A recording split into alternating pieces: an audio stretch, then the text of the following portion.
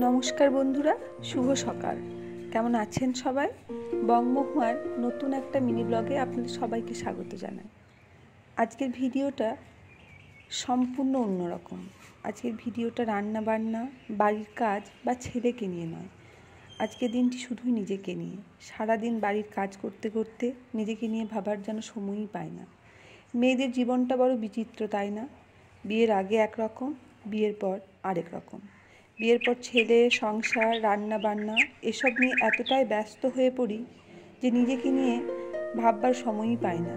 নিজে যে একটা মানুষ, নিজেরও যে একটা অস্তিত্ব আছে, ভালো লাগা মন্দ লাগা আছে, সেসব ভুলে যায়। আমি মনে করি মাঝে মাঝে নিজেকেও একটু সময় দেওয়াটা জরুরি। তাই আজ সময় পেতেই বাইরে এসে দাঁড়ালাম। বাইরে দাঁড়াতেই ফুরফুরে বাতাস আর সুন্দর সূর্যোদয়ের সাথে সাথে মনটাও খুব সতেজ হয়ে গেল। কতদিন এরকম সূর্যোদয় দেখা হয় না। তাই সুযোগ পেতেই এক কাপ নিজের হাতে বানানো গরম গরম কফি, সেটা নিয়ে বসে পড়লাম।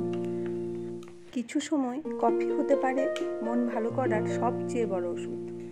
এই যে কফি হাতে আজ বসে পড়েছি, এখন শুধু নিজেকে সময় দেব। এপিজে আব্দুল কালাম একটা কথা বলেছেন, 1 best book is equal to 100 good friends. এই কথাটা সত্যি সত্যি কথা।